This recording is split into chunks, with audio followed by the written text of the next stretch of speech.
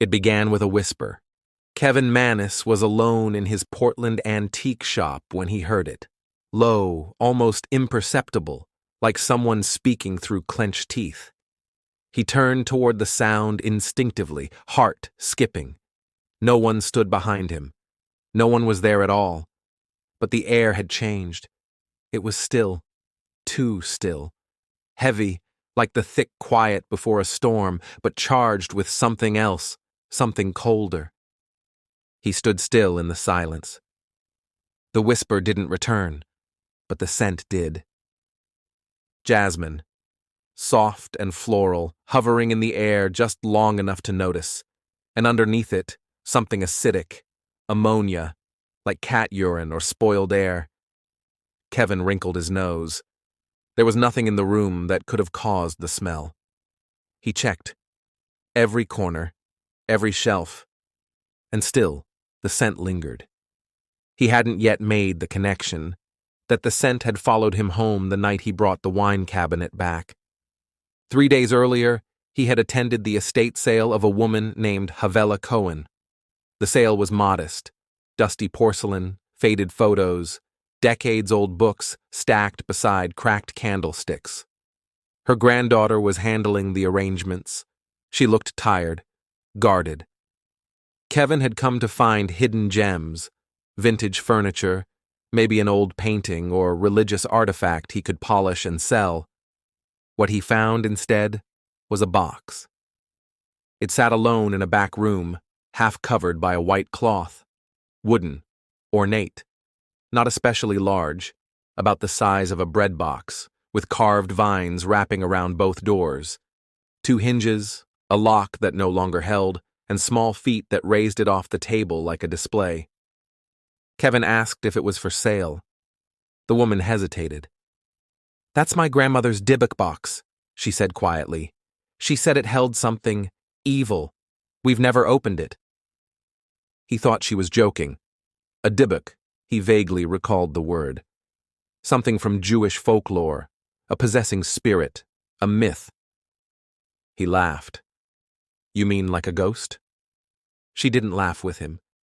"She brought it from Spain after the war, after the camps. She said something followed her, and she trapped it in there. She warned us never to open it." Kevin offered to buy it.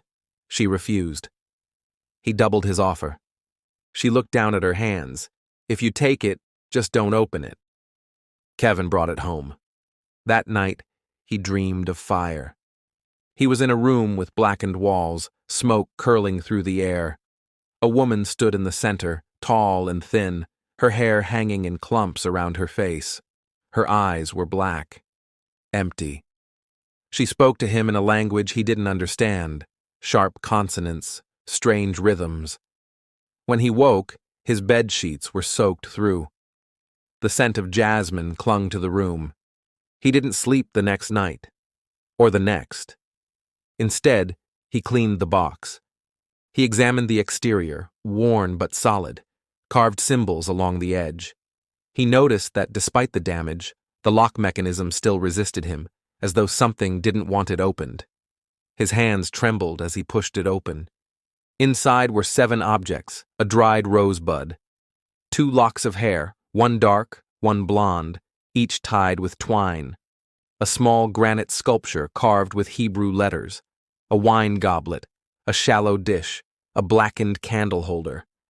Everything arranged as if part of a ritual. The moment the lid opened, the light bulb above him popped with a sharp crack. The room went dark, and in the silence, he heard a breath, not his own, followed by a single word, spoken low and wet. "Kevin." He dropped the box and stumbled backward, heart racing.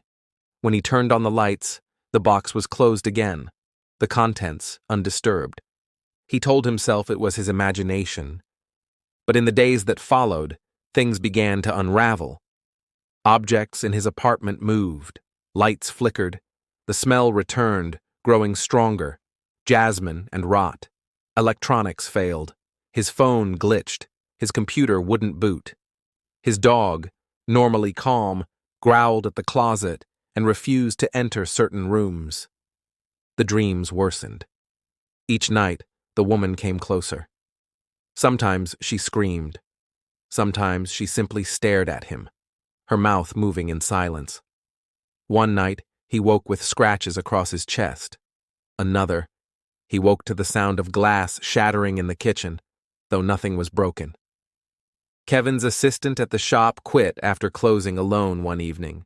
She claimed she heard someone whisper her name from the basement, and when she turned, she saw a figure standing behind her, gray-skinned, watching. She ran. Kevin locked the basement. He moved the box to a closet and tried to forget it. But it didn't forget him. Soon, he began to lose time. Hours would vanish from his day. He found himself standing in rooms with no memory of walking there. One afternoon, he came to in the middle of the street, barefoot, with the box in his hands. He had no memory of leaving the store. His health deteriorated. He developed migraines, fatigue, nosebleeds. He saw doctors. No one could explain it. Blood work was normal. Scans were clear. But Kevin knew. It was the box. He tried to sell it. He posted an online listing. Haunted Jewish wine cabinet. Do not open. He detailed the nightmares, the illness, the strange events. He assumed it would be ignored. It wasn't. The listing went viral. Within days, a student in Missouri purchased it. The box was shipped. Kevin felt a mix of relief and dread. But a week later, it was back. The student claimed his roommates had left. He was sleeping in the living room. His hair had begun to fall out. He'd had dreams of a woman whispering in a foreign language. One night, the fire alarm went off even though nothing was burning. He said he saw something crawl across the ceiling. Another buyer lasted 4 days. She claimed her cat died suddenly. Her appliances exploded. She heard a voice through the vents, one that mimicked her own voice, speaking backwards. The box made its way from owner to owner. Each returned it. Each more disturbed than the last. One man suffered a stroke. Another was hospitalized with respiratory failure. A woman reported bleeding from her eyes after placing the box beside her bed. Kevin began to keep a record, a growing list of encounters. He reached out to Havela Cohen's granddaughter, who told him her grandmother had kept the box sealed for over 50 years. She had arrived in Spain after escaping the Holocaust, and locals believed she had brought something with her, something she refused to name. They spoke of her strange rituals. The Hebrew statue in the box, she said, had once belonged to a Kabbalist in Krakow who died under mysterious circumstances. Havela kept journals, fragmented writings in Polish and Yiddish. Kevin managed to translate parts of them. She spoke of shadows that followed her, spirits that whispered through walls. She believed she had trapped one in the box, a Dybbuk, a restless soul clinging to her through grief, through trauma, a spirit of someone who died screaming. The more Kevin read, the more he believed the box wasn't cursed because of what was inside. It was cursed because of where it had been, because of who had owned it, because of what she had seen. He stopped trying to sell it. He tried to destroy it instead. He attempted to burn it. The fire wouldn't catch. He tried to bury it. The ground turned soggy, the hole filled with water. Finally, he contacted Jason Haxton, a museum curator and professor who had followed the online accounts. Jason didn't believe in spirits, but he believed in artifacts. He wanted to study it. Kevin shipped it off without hesitation. Jason began documenting his experience. Within days, he developed skin rashes, welts, pain in his chest. He bled from his eyes. His electronics failed. Lights shattered. The smell followed him. Jasmine and decay. He had the box tested. Radiation, normal.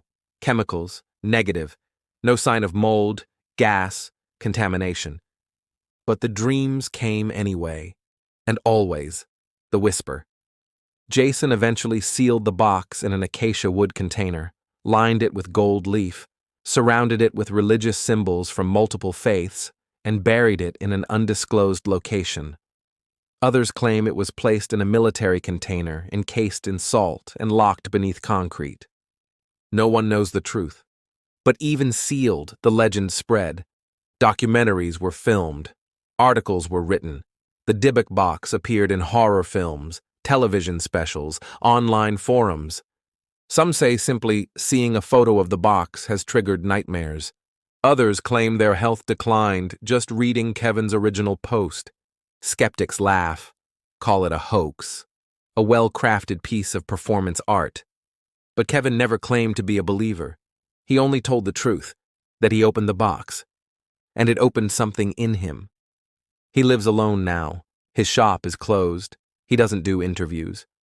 But in a rare blog post years later, he wrote, "It doesn't haunt you the way movies show. It doesn't scream or slam doors. It whispers. It waits. And it wears you down until you can't tell what's yours anymore. Your thoughts, your memories, your soul. The box takes its time." He ended the post with a warning. Do not open it. Whatever you believe, it doesn't care. And some nights when he's alone, he still smells it, sweet jasmine, and the stench of something rotting. And from the corners of the room, just beneath the hum of the refrigerator, he swears he hears a voice, still whispering. Thank you for listening to The Lantern's Tale. If you enjoyed this true story, join us next time, if you dare.